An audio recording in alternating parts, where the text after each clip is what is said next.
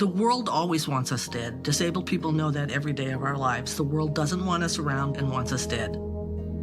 So if you want to call that anger, I call it kind of a drive. You know, you have to be willing to thrive or you're not going to make it. What does the term disabled mean to you?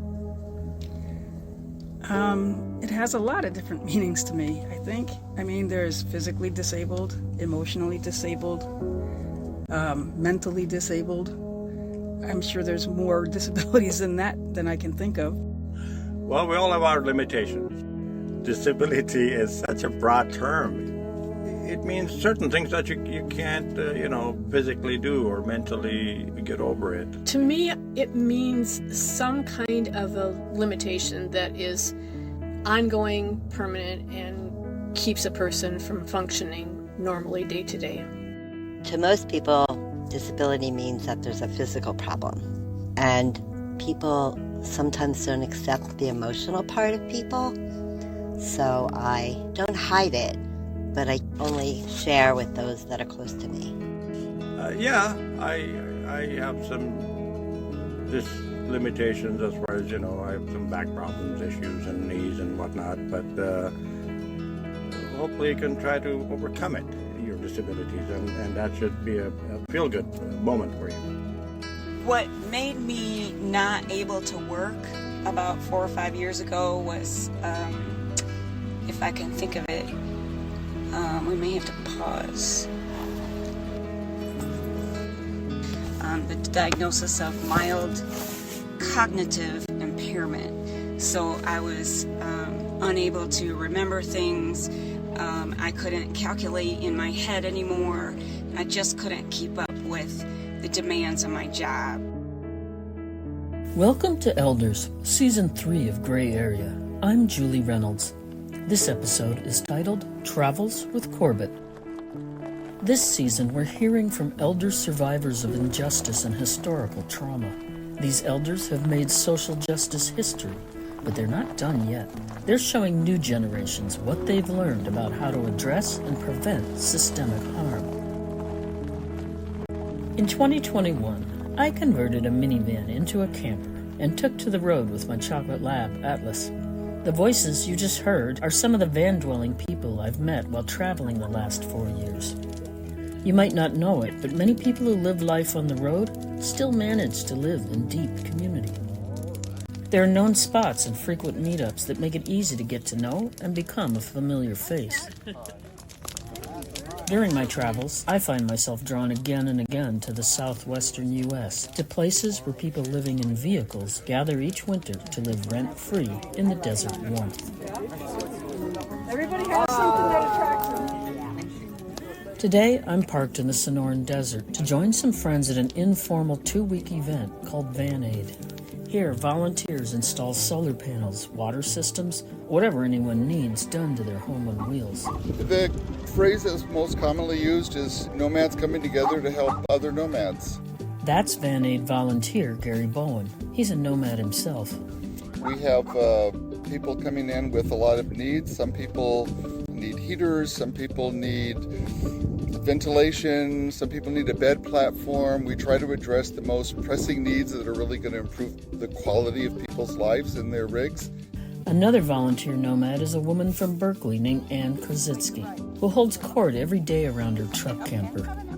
She's always offering dinner, friendship, and support to anyone dropping by.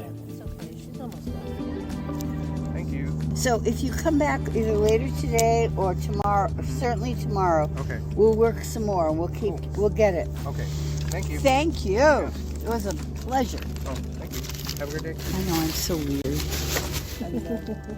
As a retired nurse, she set up a first aid station next to her van to help anyone who asks. I'm sorry it hurts.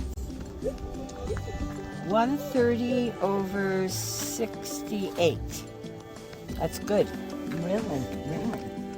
What do you know what yours normally runs? I haven't taken Anne and several other campers keep telling me I have to sit down and talk with a van-dwelling, queer, disabled elder named Corbett. I've met lots of interesting people here, but none with a story like hers. My name is Corbett O'Toole, and I'm agreeing to be recorded. So you told me quite a bit the other day. I'd love to hear that White House thing again and the federal building, all of that kind of stuff. But let's just start with you and what's important to you. So I'm 72 years old. I live full-time as a nomad. And what's become important to me as I've aged is what are the ways that I can bring peace to the world, and keeping it pretty local for me. I've seen our communities decimated, so many different communities. And I decided I was going to do two things. One was that I was going to listen to the women of color. I'm a white woman. I was going to follow their lead. Felt like they had a really long view of how to be effective and how to make a difference, and how to do it from a perspective of deep community grounding. And then the other decision I made is I'm only going to do what's right in front of me. If it crosses my path, it's my responsibility to step up. Like Corbett, people at Van Aid are here to get help and pay it forward. Volunteers are helping to rebuild the inside of her 2011 Ford Econoline van, and they're also installing a new wheelchair lift. One of those volunteers is a Minnesotan named Brenda Zorn, who sold her house a couple of years ago to live full-time in her converted passenger van. Chatting with Brenda is Kyle Chapman, an artist and former general contractor who now builds nomadic homes and off-grid power systems. Last year, Van Aid, I had the privilege of meeting Corbett, who you might have heard of, and sort of in a pinch, I ended up doing a little build-out in the van that she had. It was really a fun project because we got to consider the needs of the person using the van more than we do with most builds. This was an opportunity to really take on a challenge and adapt a space even more to the user of the space. And I saw it when it was finished. It was beautiful. I thought it was really quite something considering the short time frame we had to work on it. And it met her needs perfectly. I wanted my van to have 3 zones. A mudroom area, a bed, kind of quiet area, some storage. I wanted my front to be my work area. Eating, writing, all that stuff. Corbett is not out here enjoying some golden years type of retirement in a Winnebago. This van is the only home she knows. The presumption that I could kick back is actually not an actual reality. My community is disabled people and poor people that are minimally housed. They can't take somebody else in, or the place isn't accessible. I tried for 5 years to get on a housing list, and I could not stay housed in that world. And I'm happy out here. As a polio survivor, lifelong activist, and self-described elder, like Dr. John Spence and others you'll meet this season, Corbett helped make history during California's dynamic civil rights era. After meeting her, I find myself thinking more and more about the disability rights movement I experienced as a young adult living in Berkeley in the 70s. I didn't know her then, but Corbett and her peers were changing history, and it never occurred to me that their movement had anything to do with me. Even Corbett, who uses a wheelchair lift to get in and out of her van, didn't always identify as disabled, or disabled enough to be part of that community. Before the sky-high price of Bay Area real estate forced her to live in a vehicle, Corbett's life could be described as storied. She was born in 1951 and grew up in an Irish Catholic household in the Boston area. At 12 months, she got polio, just a few years before vaccines would become widely available. She's used mobility aids ever since. When I was a kid, I had steel leg braces, and I wore a corset because I have a weak abdomen, and wooden crutches. So I was always marked. I never went a day without being stared at, and often people saying to me, "What's wrong with you?" as part of the staring. It was literally an every single day experience. When Corbett grew up in the 50s, many U.S. cities still had so-called ugly laws on the books, laws that literally criminalized being visibly disabled in public. A holdout from the eugenics movement, the nation's first ugly law was passed in San Francisco in 1867. It made it illegal for, quote, any person who is diseased, maimed, mutilated, or deformed in any way so as to be an unsightly or disgusting object, to expose himself or herself to public view. For centuries, Western culture has largely addressed disability with banishment and confinement. But in the early 20th century, attitudes shifted toward institutionalization and elimination, echoing the treatment of indigenous people. Cities like Denver, Omaha, New Orleans, Chicago, Portland, and even the entire state of Pennsylvania followed with more ugly laws. For more than 100 years, people were incarcerated and fined for the crime of ugliness. The exception was traveling to or from work, which for many physically disabled or different people was only possible within so-called freak shows that were popular at the time. Although the nation's ugly laws were eventually repealed, the last known arrest was as recent as 1974, when a homeless man was charged in Omaha because he had visible scars on his body. Corbett's family, though, had a different attitude. With FDR as a model, she was expected to go to public school and be part of her community. My mom had set the tone. You belong in society, and that's the way it's going to be. Like, I was part of the world. That was the family ethos. You're just another kid. The trade-off was I was always alone. I was the only one that was different. She spent summers at Camp Caravan, a place for kids with disabilities in South Royalston, Massachusetts. The program was pioneering for its time, founded by Ed McCarty, who started one of the country's first special education programs in Somerville, near Boston. Camp Caravan was a predecessor to New York's Camp Jened, where scores of disabled youth were empowered in the 60s and 70s. Camp Jened was commemorated in the documentary Crip Camp, A Disability Revolution, which shows how these camps laid the groundwork for the thriving disabled communities that emerged in the following decades. Her own summers at Camp Caravan reinforced Corbett's belief that she and the broader disabled community had as much to offer the world as anyone else. I was treated in a way that I wasn't treated in the city, and I discovered that I could talk about stuff I couldn't talk about with my non-disabled siblings or in my non-disabled world. So even though it was really separated from the rest of the world, I was also being grounded in this sense of that I was okay. That who I was okay, that I had gifts to give, that other people had gifts to give, and how they looked or how they sounded or how they communicated was not the main issue. As a young adult, Corbett made her way to Berkeley, California, where she was stunned to find an activist disabled community. The Center for Independent Living, the first such center in the country organized and operated by people with disabilities, opened on Telegraph Avenue in 1972. And all of a sudden, I arrived in Berkeley in 1972, and the horizons there was no limit to the horizons.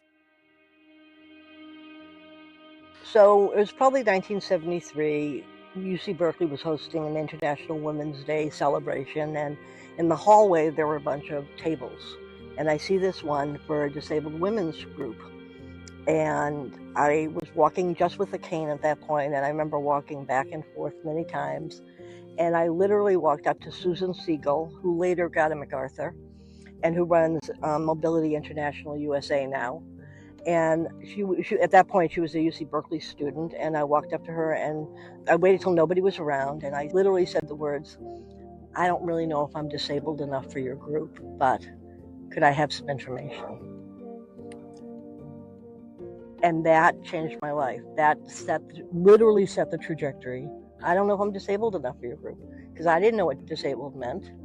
I had been in isolation. I mean, I had friends from camp, but we didn't talk to each other when we weren't at camp. We didn't write to each other or anything. So I had no idea what she meant. Few Americans did, but that was beginning to change. The disability community emerged amid the growing civil rights movement, coalescing groups that had largely been isolated. The 1975 film adaptation of Ken Kesey's One Flew Over the Cuckoo's Nest swept the Academy Awards that year, offering for the first time in mainstream American culture what Corbett calls the visual vocabulary of disabled life and the abject horrors of institutionalization. Jesus, I mean, you guys do nothing but complain about how you can't stand it in this place here, and then you haven't got the guts just to walk out? What do you think you are, for Christ's sake, crazy or something? Well, you're not. You're not. You're no crazier than the average asshole out walking around on the streets, and that's it. nothing was actually accessible. There were no curb cuts on the street. There was no accessible transportation. You couldn't get into City Hall. You couldn't get into a courtroom. You couldn't get in any place if you needed a wheelchair. You didn't have a right to an interpreter in any environments. Nothing was in Braille. And people are starting to say, why don't we have curb cuts? Why are we in wheelchairs rolling down the streets with the cars? Why don't we have interpreters? And so the fight started to be with the city councils, and then with the state, and then with the feds. As I get to know Corbett, I'm learning she was part of a powerful movement that ultimately led to the Americans with Disabilities Act and other reforms that many of us take for granted today. Did they think the fairies came and made curb cuts? Just went bling, little Tinkerbell, bling. Like, how did they think the change happened? Why is there an interpreter on the screen during an emergency? Why is there captioning? Those changes happened in large part because of the successful 1977 occupation of San Francisco's Federal Building. Corbett and roughly 150 disabled colleagues occupied federal offices for 28 days, the longest sit-in at a federal building in U.S. history. It's called the 504 sit-in because protesters refused to leave until a regulation prohibiting discrimination in federally funded programs on the basis of disability was signed into law. That was Section 504, a long-stalled part of the Rehabilitation Act of 1973, and Corbett was there, alongside legendary disability activists such as Kitty Cohn, Judy Heumann, and Brad Lomax. Proud and defiant, 500 to 600 people in wheelchairs with walking canes and hearing aids stormed the regional office of Health, Education, and Welfare in San Francisco. Their purpose? To stop discrimination against the disabled, no matter what the consequences. Here's Corbett recalling the event in a StoryCorps interview, speaking to her friend and fellow activist Stacey Park Milburn. We'll hear more about Stacey in a bit. So when 1977 came, I had already spent a few years basically partying. You know, the Center for Independent Living was, if you read the history, we were all very serious. But if you were there, it was lots of partying because nothing was accessible in those days. So, you know, we were each other's transportation and lovers and friends and drug dealers in the whole 9 yards. Everything was kind of a big mush. But we also knew that different people had different knowledge. So if you wanted to talk about disabled women's issues, you came to me. And Judy Heumann was like the national legislative person, and if you wanted to know about national legislative stuff, Judy was the one that informed us. So in 1976, Judy came and said, the national disability organizations are starting to mumble that we have to put our foot down about 504. A handicap demands that Section 504 be signed. The Ford administration never implemented the act. And now the new HEW Secretary, Joseph Califano, says he will sign it in May. The handicapped want him to sign it now. And I'm like, whatever. And she said, and we might have to take some action. And I'm like, whatever. Party in a new location? Okay with me. I will sign a set of 504 regulations by early May. Now I will do it now. Not May, now. And fast forward to February. In February, the national organizations gave an ultimatum to Carter, President Carter, and said, you've got to sign these regulations or else. And April, the regulations weren't signed, and so Judy said, pack up your backpacks, pack up your sleeping bags, we're going to take over a building. And 150 of us did that. I don't know why anybody accepted an appointment with 150 people walking into a federal building, but in those days that was possible. They're tired, they're grubby, they're uncomfortable, but their spirits are soaring. The squeeze is on, though. Hot water has been turned off on the 4th floor, where the occupation army of cripples has taken over. So I think in a lot of movements, a lot of us are there because we trust the other people who are there. Whether there was a Section 504, there was a Brown versus Board of Education. This is Judy Heumann speaking to Congressman Phil Burton, sent out to hear the protesters' testimony during the occupation. The harassment, the lack of equity that has been provided for disabled individuals, and that now is even being discussed by the administration. It's so intolerable that I can't quite put it into words. I can tell you that every time you raise issues of separate but equal. The outrage of disabled individuals across the country is going to continue. It is going to be ignited. There will be more takeovers of buildings until finally maybe you begin to understand our position. We will no longer allow the government to oppress disabled individuals. We want the law enforced.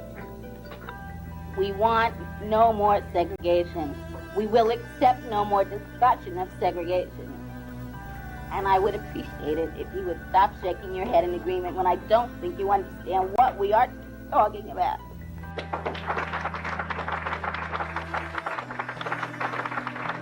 There are moments like where history shifts. Judy's interaction with that man is the moment when things shifted for so many people. I went into the building and I had absolutely no clue why I was there, like none whatsoever. I showed up because I trusted the people that were defining the need. We had nothing. I didn't have a right to go to school. I didn't have a right to use the library. I didn't have a right to be in a hospital. You know, there was no sign language interpreters. There was no Braille. There was no nothing. What did we have to lose? I mean, really, why not fight? And they couldn't arrest us because if they had put accessibility in place, they could have arrested us. But since there was no accessibility in place, they couldn't arrest us. One of the ironies of the lack of access at the time was that police vehicles and local jails couldn't handle so many people with wheelchairs. And they didn't have sign language interpreters or documents in Braille for the scores of would-be arrestees. You know, we were young and stupid, but we felt invincible because we knew they couldn't arrest us. The protesters were nothing if not resourceful. They taped cardboard around an office air conditioner to keep people's medications refrigerated. When federal agents cut off the protesters' access to phones and the press, deaf participants stood in the windows and communicated through American Sign Language to interpreters in the streets below. A day in the life was actually kind of boring in a lot of ways. You know, would wake up in the morning and basically look around to see who needed help. So it was a lot of kind of doing each other's attendant work, helping people get dressed. There were some kids in the building, keeping the kids happy, changing diapers. Before then, the disability rights movement in the U.S. was mainly dominated by white people in wheelchairs, as Corbett and others have put it. But the 504 sit-in energized a disability community rich in complexity. People with all kinds of disabilities joined the protests nationwide. Outside the federal building, members of the Bay Area's gay and lesbian communities rallied in support, along with representatives of the United Farm Workers and other movements. And there was critical support from the Black Panther Party, founded in Oakland in 1966. The Panthers were widely known as a paramilitary revolutionary group, and by then they'd experienced assassinations and criminal prosecutions of their leaders. But they were much more complex than that. They aligned with women's and gay liberation groups. They ran community health clinics, and they developed a free breakfast program for kids, serving as many as 20,000 meals a week in cities across the country. Here's historian Donna Murch speaking on the PBS NewsHour. They were arguing that the social welfare state as it existed was not serving the people, and that they, as teenagers, could provide free breakfast. When they started the Freedom Schools, so many of the low-income children who went to Panther schools had not had breakfast and they couldn't learn. And so they were shaming the state. And although we don't have the direct documentary evidence, it is thought by many scholars that that shaming of the state prompted the issuing of free school lunch. One of the 504 sit-in participants was Brad Lomax, a leading member of the Panther Party. Brad used a wheelchair after being diagnosed with MS while attending Howard University. He helped establish the East Oakland Center for Independent Living, and he and his attendant, Chuck Jackson, helped organize the 504 protest as bridges to the Black Panther Party. The Black Panthers came and offered us food, like on the second day. And in retrospect, I realized that that was the moment when the sit-in was going to be successful. Because without being fed, none of that would have happened. And I happened to be in the meeting room when the Panthers came and asked permission to bring us food. I'd never met a person who was part of the Black Panther Party before. I'm white, and I was certainly raised not to think that the Panthers were my friends. And I was shocked, and I said to him, "Why are you doing this?" And he said, "You're trying to change the way America treats people, and we are all about supporting that." And that moment of kind of cross-community solidarity and the power behind it, not just like, oh yeah, we're going to let you have an interpreter on our stage, but that we are going to show up every day and bring you food. I understood that. You know, my dad was a fireman. That's a kind of commitment that I could relate to. And to me, that was the moment when history changed. I didn't know it at the time. And then the second part of that was I happened to be in the lobby the next night. And by then the FBI was involved. And they understood that if we got food, they were going to have a problem. The authorities said to them, "No, you can't come in." And I watched this man from the Panthers, and he just looked at them very calmly and said, "We made a promise to bring these people food. We're not going to let them starve." I mean, they're totally chill, but FBI is escalating. And, you know, they're saying, "You can't come in here." And they said, "Well, we're only here to deliver food. You know, this can be easy or this can be hard. We will deliver our food and we will leave. If you would like a different scenario to happen, we're happy to bring more people and we could have a very different kind of conversation." And they got in the building and they fed us every single day for 26 days. Watching them negotiate with somebody that I had been raised to think, if the FBI said no, you just backed right down. And watch it done with such clarity of understanding the power that the Panthers held just by their commitment. As far as I am personally concerned, there would be no Americans with Disabilities Act, because there would be no Americans with Disabilities Act if there wasn't a 504 sit-in, if 504 hadn't been signed. And to me, personally, the civil rights we have, that I have as a disabled person in the United States, is completely tied to that action by the Black Panther Party and their commitment to social justice for us all.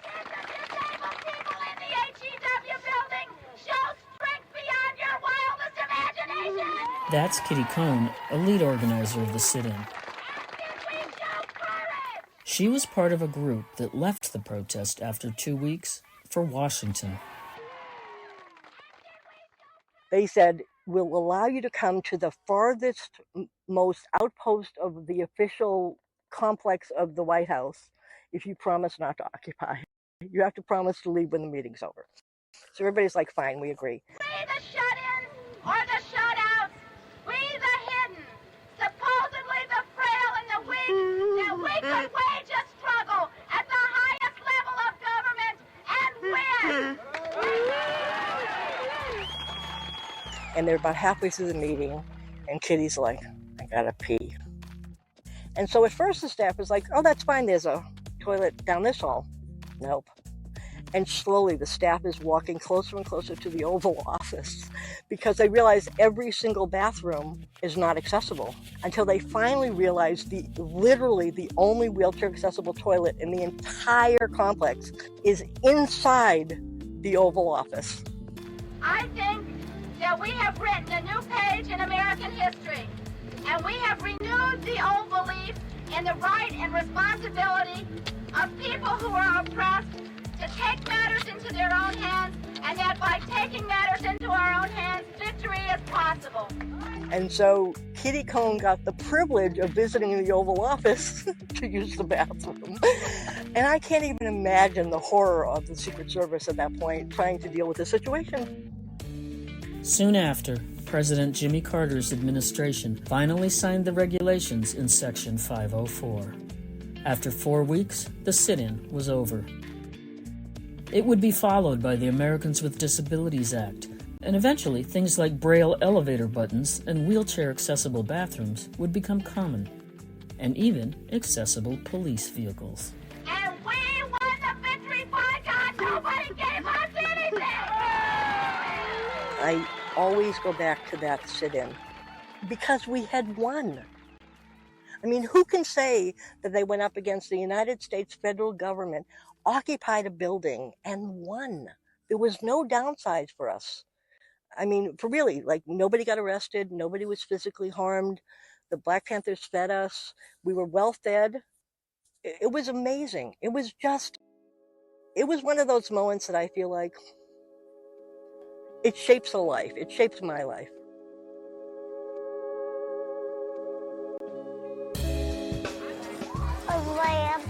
You'd like to taste the dried apricot? Okay. In her early 40s, Corbett suddenly became a parent. I just don't have a belief of a cruel God. I feel like if God says a baby is falling from the sky, you're just supposed to say, okay, and put out your arms and catch. And that's kind of how it happened. I had tried to get pregnant when I was in my 30s and couldn't get pregnant. I had talked to people about adoption, but I just didn't have the right life circumstances.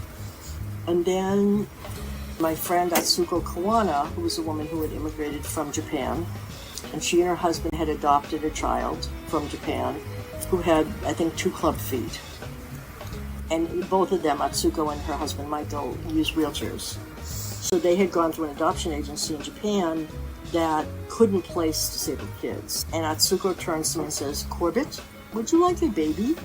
She said that there was a 6-month-old baby, and it was a baby girl, and she was in Japan, and she had cerebral palsy, and she needed a home. So I went to the basic orientations, and the woman who was running it seemed pretty cool, so I said, hypothetically, if someone was gay, would that be a problem? And she said, I've been doing this 20 years, my brother's gay, and I have never seen a person who said they were gay ever be allowed to adopt internationally. There's a question on the form. They will ask you, you have to lie. And if you don't lie, this adoption, I don't care how desperate they are to get into this placement, this adoption will not go through. End of discussion. So that's what I had to do. As her daughter grew, Corbett faced challenges, but also unique insight as the disabled parent of a disabled child. Like, I was always looking at my daughter thinking, when she's 25, how's she going to get around the Bay Area? And I was not thinking she's going to drive, because she also has a vision disability. So I'm like, okay, so what do people I know that don't drive, how do they get around? Well, they take public transit. So very early on, we were on public transit all the time. I was always looking at her as an adult, but most of the parents of disabled kids were looking at their kids as if they're never going to be an adult. So you end up with situations where they get put into nursing homes at the age of 12 or 13 or 14 because the parent that lifted them in and out of the bathtub can no longer do it. And there's no community housing options and no way to support the family to keep the kid in the home because that kind of support doesn't exist. I knew too many of those horror stories to want that for my daughter. I wanted her to have life experiences of being in the world as a disabled person, navigating common situations, but also being in an environment where there were work-level expectations. That you don't just kind of like go on your schedule whenever you feel like it. You have a schedule, you show up, you do your job. Navigating the non-disabled world wasn't the only challenge Corbett faced with her young daughter.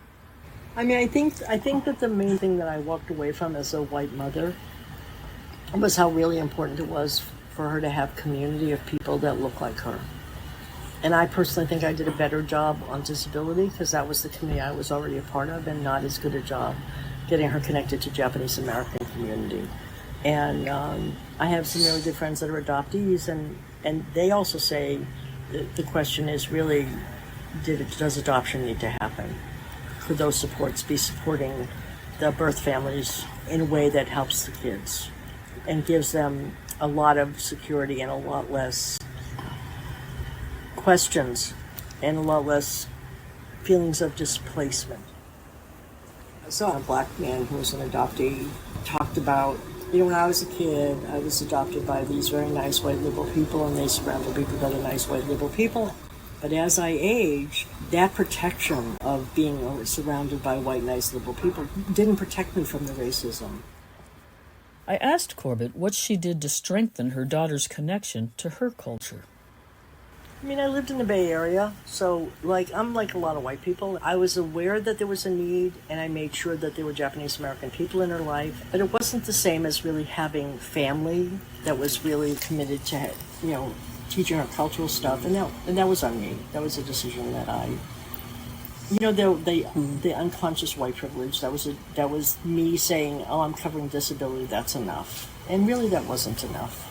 And, you know, that's one of the things that if I was going back again, I would want to very much do differently.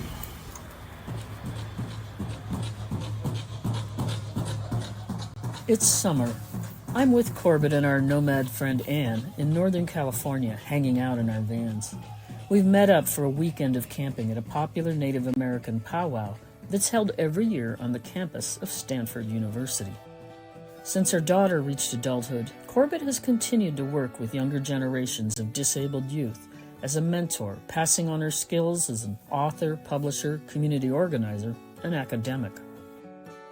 I feel like for me, the role of elder is that it's time for me to sit on the imaginary rocking chair on the imaginary porch and be available for whoever comes by. Today, before settling into camp for the night on the powwow grounds, she's speaking to a class at Stanford Law School. They're sitting outside on a brick patio where bird songs mix with the bustle of the university. Do you guys understand the difference between disability rights and disability justice lens? I would love to hear your interpretation of it. But yes, they should. They should. Yeah. It's about that person-to-person cross-disability commitment and cross-community commitment. We're all in it together, and that anytime I say that the Black liberation struggle is not my struggle, is a way that I'm cutting myself off from my own liberation, from my own possibility, from my own movement. Because Black disabled people are the movement. Like, I'm just one little teeny tiny piece of a much broader landscape. That movement has been propelled by young leaders like Stacey Park Milburn, a disabled, queer Korean American. Stacey and Corbett became not just allies, but friends.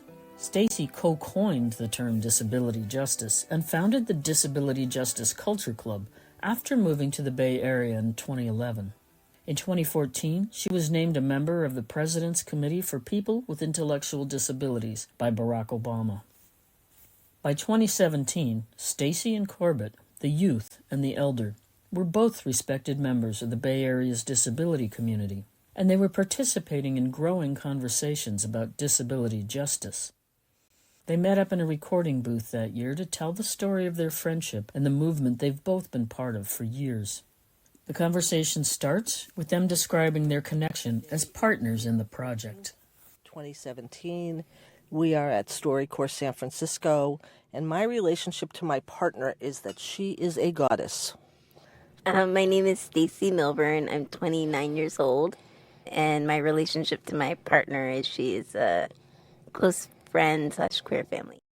7 years after that conversation took place, Corbett is now sharing Stacey's story in the form of a lesson with the Stanford Law students. Okay. So this is kind of a legal challenge. I'm just going to give you facts. Okay. And I want you to tell me I want you to tell me, because I don't know the answer. I really don't know the answer. Okay, facts. Person with a physical disability who uses a respirator gets diagnosed in July with stage 1 kidney cancer. No, you can't give it away. I thought you said you didn't know the answer.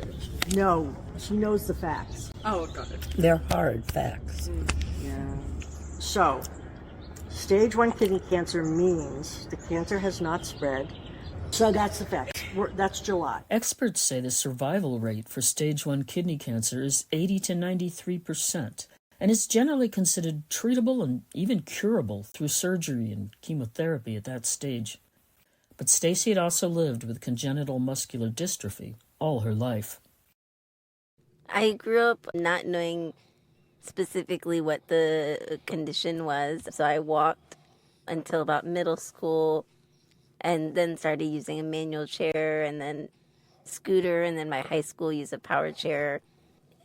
And then 12th grade, that's when I got the trach and started using a ventilator. But as strange as it sounds, throughout that whole time, I never really identified as being a person with a disability. At the Stanford Law class, Corbett explains that the hospital put in an order requiring that 3 things be in place at every appointment Stacey had. I was the medical person, the medical person for this disabled person. I was asked to do the medical research and walk with them through this process. They would have a team to lift her on and off the examination table from her wheelchair. They would have expert staff to make sure her respirator stayed connected and worked properly the whole time. And she would get extended time for the CAT scan machine. I think a lot of times society thinks about disability as an individual problem, and it's a way to avoid larger social issues or social responsibility for ableism. And I think for me, I really understood my own disability just through that lens, that it was something to overcome and go to college or do a bunch of surgeries and maybe be less disabled. So much of my childhood memories, I think, are really about surgeries and going to physical therapy, but I didn't really understand why I needed the surgeries. You know, the doctors would say, oh, it's so that you can straighten your neck and be a pretty girl and things like that. But I didn't really care that my neck was a little bit crooked. And then, of course, a few years after the surgery, your neck body does what your body's going to do and goes right back to being the way it was. So they seemed really unnecessary to me. And it was a constant message that I needed to be fixed. And I think it didn't always resonate with me. So then when I found disability community, it was so powerful and shocking, very alarming, that here were all of these people saying that they were fine just as they were, and that actually the problem's not with us, but it's like limited thinking on behalf of society. So that order goes in August. Multiple attempts were made. The patient went multiple times to the hospital, and either the respiratory therapy wasn't there, the machine wasn't booked for a double appointment, or the lift team didn't show up. While she waited to start cancer treatment, Stacy continued organizing on behalf of disabled people. Wildfires, smoke, and power outages were ravaging the West Coast. Stacy, with a tracheostomy and ventilator, understood firsthand the critical importance of personal relationships when people like her suddenly lost electricity or were inundated by smoke. I went to public military schools, and they were fairly small schools, so I didn't have attendance, so I started having that in middle school. But before then, it was mostly teachers that would help me, and so I was walking, but I was falling a lot, and so my family had, for example, strong relationships with, like, the custodian, because she would come into the bathroom and see me sitting there on the floor and then help me get up and, you know, things like that. And one thing I like to remember is my mom would make egg rolls for the whole school to say thank you for helping me. And they were really, really popular, and people would beg her to make them. But I just learned a lot about, I think, like, how do you build relationships with people? Because I saw how much my mom spent time, like, trying to thank people and make them feel appreciated. And then when she did that, I got a lot better access support. So, yeah, I just feel like I learned a lot from that. I mean, this is a person very well networked, lots of advocacy. Like, this is not somebody that doesn't know how to do this stuff. On the phone constantly saying, you know, is everything lined up? 3 different times they were assured by the care coordinator for the whole da-da-da-da-da. By then, it's early 2020, just weeks before the whole world grinds to a halt due to COVID-19. Our response to the pandemic in the U.S. and around the world would reflect our collective disregard for people with disabilities. Pandemic triage policies meant hospitals often prioritized the able-bodied over the disabled, rationalizing that their survival was more valuable. Some states argued that these policies directly violated Section 504, the very regulations disabled people like Corbett fought so hard for. But even before the pandemic really took hold, Stacy was still waiting to get into the hospital. February. They get to February. Now the person has been sick. The cancer has advanced to stage 3, which means it's got metastatic. I think in my own life, I feel like the last 10 years or longer have just been around, like, finding, like, beauty and power in myself. And I want people to know and find that for themselves too. And then in May, the person, basically it was, you can move to stage 3 and it's going to keep progressing. So you maybe got whatever a year. And the person was 32 years old when this is happening. Or you can try surgery, but you're pretty compromised. Have the surgery, 2 days later they die on their 33rd birthday. Death is all complications from surgery. I mean, legally I don't know, but morally the system's responsible. Well, but what I'm saying is, I pose it because this is the kind of lives disabled people are leading. And there's no liability. I mean, as far from a legal perspective, there's nobody to hold accountable. I don't even mean like money, I just mean literally morally accountable. There's no moral accountability of this. Stacy's death left a profound void in the disability justice movement, and her legacy continues to spark waves of compassionate community organizing. Just days before she died, Stacy was still mobilizing with 4 other queer disabled people of color. They put together nearly 100 COVID protection kits with homemade disinfectant, vitamins, and N95 masks that they distributed at homeless encampments. What does it mean? I mean, Stacy was one of our like once-in-a-generation leaders. I mean, absolutely. To me, it's these areas that when disabled people are trying to have conversations with non-disabled people in all kinds of professions, these are the kinds of real-life things that are happening that we've got nowhere to go. I would want people with disabilities 20 years from now to not think that they're broken. Not think that there's anything spiritually or physically or emotionally wrong with them, and not just people with disabilities, but queer people and gender nonconforming folks and people of color and all of the people I think that society really pushes down and out. And yeah, just to know, we're so powerful, and I want people to know that. And beautiful. Yes. And resourceful. Yes. And sexy. Yep.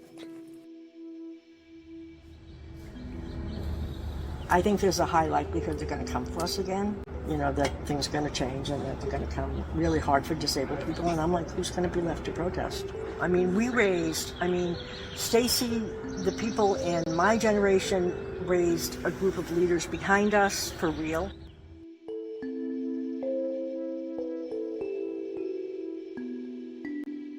Like being with you here. Like, this is fabulous, If we were non-disabled, the likelihood we would know each other is pretty small.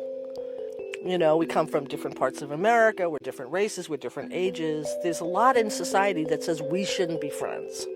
And yet, I treasure this connection, not just because you and I are women that use wheelchairs, but also because we share this love of creative ways of thinking about stuff, and also the joy we have in being in the bodies that you and I inhabit. In a way that I think that the world doesn't really see that for the most part. Never thought of that we wouldn't have been friends. It's, mind-blowing.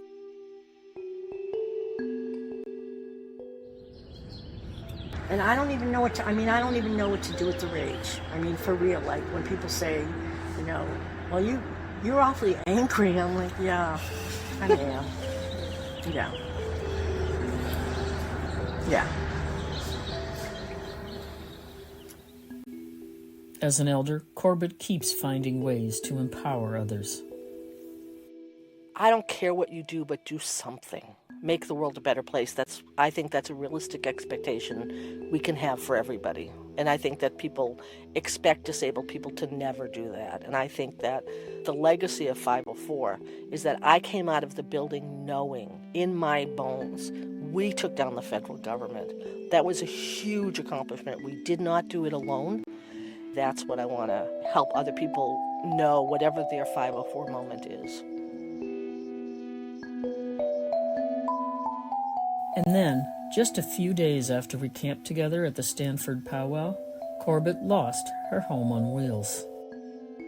She was just getting the final touches done at a mechanic, just a few tune-up kind of things. That's right. That's Brenda from Minnesota again, chatting with Kyle from Van Aid. They both helped renovate Corbett's van.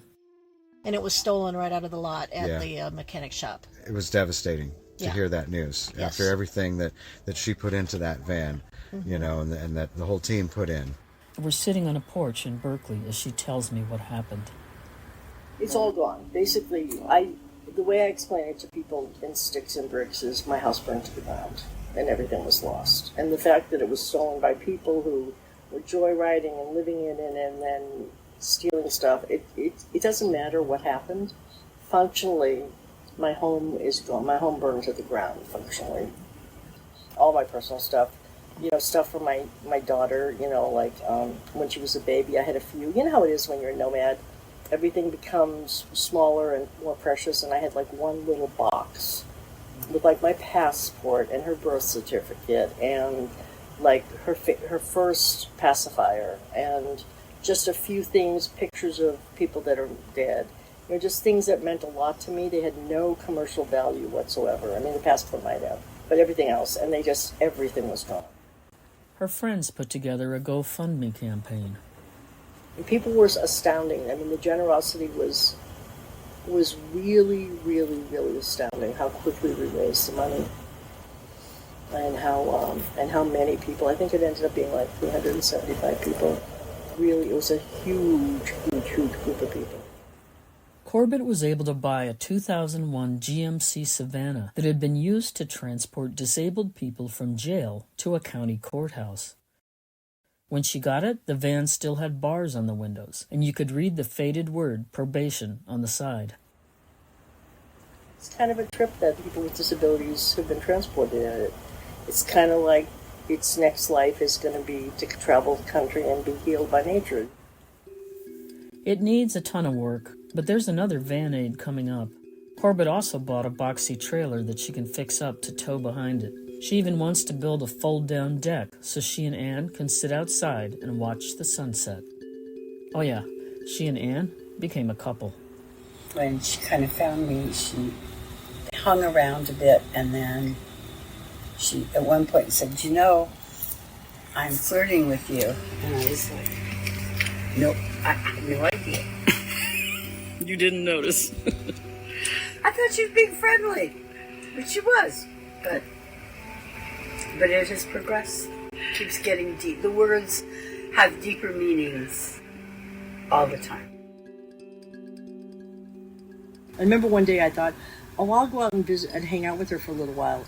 There were always people around, Yeah. right? And all kinds of people. And she treated every single person as if they were like the person she most wished had appeared at that moment. Yeah.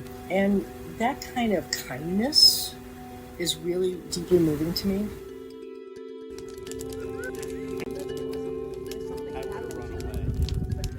I'm back with Corbett and Anne in the desert. It's been a rough year for both of them. Anne lost her brother unexpectedly. Her beloved cat Meshuggah also passed away, and her truck camper was totaled in an accident. A kind acquaintance later gave her an old camper van, and she's slowly fixing it up, parked side by side with Corbett. I often see Anne sitting in a wheelchair outside their vans, knitting beanie caps for anyone who wants one. She's made hundreds of beanies and given them all away. That's Anne. This is wool, mohair silk wool. So the deal is you have to hand wash it. Okay. If you don't, it will become about that big. Oh, because of the wool. You can't put it in the dryer. To an outside observer like me, theirs looks like a very challenging life. It's nothing like the glamorous #van life you might see on Instagram or YouTube. My reality is that this is a one-way ticket for me. I don't get to sit back and be off. You know, kind of regardless of what happened, I'm so glad to be back out in the desert. I'm so glad to be back out in nature. Being outside and just watching the sun go across the sky in the day just makes me really happy. And, you know, we sit out here most nights and watch the sunset and sometimes stay long enough to watch the stars come out. It depends on how cold it is. but like everything else just kind of disappears in terms of importance. And, that to me, that healing power of nature that is just always available, whether it's at the ocean or in the desert or in the sky. Like, that's the way for me personally to reset. And, all these people, stuff's happened to me, stuff's happened to Anne, stuff's happening in the world, and I don't have the energy to do those fights if I don't have this. Corbett has me seeing our van-dwelling community in a different light. There are people here who've built comfortable lives around their disabilities. Others are just trying to outpace the progression of disabilities as they age. Do you consider yourself part of the disability community, however you might interpret that phrase? We all have our little shortcomings or disabilities, but I personally don't think myself I'm in the disability community or disabled community. I do, although I may not be involved in many, actual disability groups. I do consider myself to have disabilities, sure. No, I can do pretty much anything I need to do. I mean, I do have some emotional things, but I don't consider myself disabled. I don't take label, so. Well, I had an injury a few years ago, and it sort of gave me a whiplash, messed up a couple of nerves in my neck, and also left me with PTSD. But for the most part, I can do everything I need to do, so. But you don't call yourself disabled? Not yet. I'm sure I will in a few years as things catch up with me. I mean, I understand the need for it, especially if you do need assistance for stuff, but labels kind of, they kind of bother me. Okay. It seems like a lot of the problems that come from living with disability really come from a world that expects people not to ever be disabled, or to only be disabled in certain ways, like needing glasses or hearing aids. Yet the World Health Organization estimates 16% of people have a significant disability. That's 1 in 6 of us. Among people 60 and older, it's 46%, nearly half. In reality, many of the challenges faced by disabled people are often design problems that could be resolved if we approached others with a deep sense of curiosity and empathy. I mean, I've seen it called everything from like radical hospitality to just honored guest. Like, I want to invite you into my space, into my life. I want to get to know you better. What can I do to make that easier? If we have curiosity, not just about people with disabilities, but if we have curiosity about each other's lives, and we're looking at it as human connections of hospitality. The person I invite to something, maybe somebody that stays in my life may not, but I don't want their experience of their time with me to be something where I made them feel uncomfortable because of my thoughtlessness, and all I have to do is ask. Corbett still finds inspiration in the words and work of her friend, mentee, and mentor, Stacey Park Milburn. When she ran workshops, she would always say to everybody, okay, we're going to name, and any access needs you have right now. And people would be like, well, I'm not disabled. She says, no, it's not about that. Everybody has access needs. Everybody has a body, therefore everybody needs something. Do you need it cooler or warmer? Do you need lights on or off? Do you need... And I think we pigeonhole that information in disability. Oh, only disabled people need accommodations. Well, all bodies need to feel comfortable, and all people need to feel welcome. I want a world where we know that we're fabulous and that we're not alone, and that the system is set up to treat us and channel us as disposable human beings who have to basically have permission to be in public space. I want us to know that that is wrong. We're not wrong. We're not broken. That is wrong. And for me, that's the work. I'm not changing systems. I'm not changing that world. I'm changing our world. Because we live our power, and then the world around us is forced to change in relation to that. Empowered disabled people are the change agents.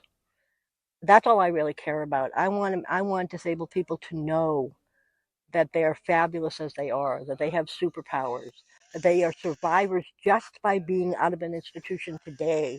I often say my generation is the first generation that has the possibility of living our entire lives outside an institution. But it depends, to me, on those of us that can talk about this stuff, being out there talking about this stuff. It's a week after the November 2024 election. I've just spent a couple of days driving a van full of medical supplies from the Bay Area to another Van Aid event in Arizona. Anne will use them when she sets up her free clinic table. I just want to invite people to remember, I mean, this is what we know as nomads, is everybody's got something to contribute, and everybody wants to contribute, and everybody has a way to contribute. It's a matter of you inviting them to connect with you to contribute. Like, there's a lot of reasons we could be in conflict with each other as human beings, but post-election, my big concern is that so much of the country has been taught we're enemies of each other. The question is not what happens now. The question is, what can I do to help with what happens now? What can you do, and what are you willing to do? In the bigger puzzle, if everybody's doing something, it all gets done.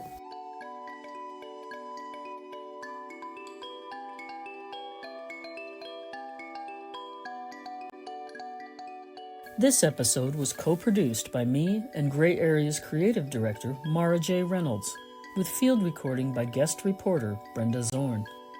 Special thanks to the producers of Crip Camp, and special thanks to Alice Wong of the Disability Visibility Project, as well as StoryCorps for helping us find Stacy and Corbett's 2017 interview. We have links to those resources and much, much more in our show notes at grayareapodcast.com, and that's Gray with an A. We also have information about a new federal lawsuit filed by 17 states that's currently challenging parts of Section 504. Travels with Corbett was produced as a project for the USC Annenberg Center for Health Journalism's California Health Equity Fellowship. Be sure to check out the first audio documentary in our series on elders, titled Uncle John. And a shout out to our colleague Nancy Marie Spears, because that episode won the 2024 Breaking Barriers Award from the Institute for Nonprofit News. For Gray Area, I'm Julie Reynolds, and this is Season 3, Elders. And for the final word, here's artist, educator, and disability activist T.L. Lewis. I'm just going to run down some brief statistics that are available online. Children with disabilities are 3 times more likely to be placed in foster care than those without disabilities. Children with disabilities are 4 times more likely to be living in poverty than those without disabilities. Children with disabilities are 50% more likely to drop out of school than those without disabilities. Children with disabilities enter the juvenile system at 5 to 6 times the rate of youth who do not have disabilities. The largest mental health providers in the nation are jails. Blacks and Latinos make up 30% of the U.S. population, but 60% of the incarcerated population. And now 20% of our population here in the United States, of course, has disabilities. We represent 60 to 80% of those who are incarcerated in jails and prisons across the nation. So at the end of the day, what that means is people with disabilities are the largest minority population in jails and prisons, period.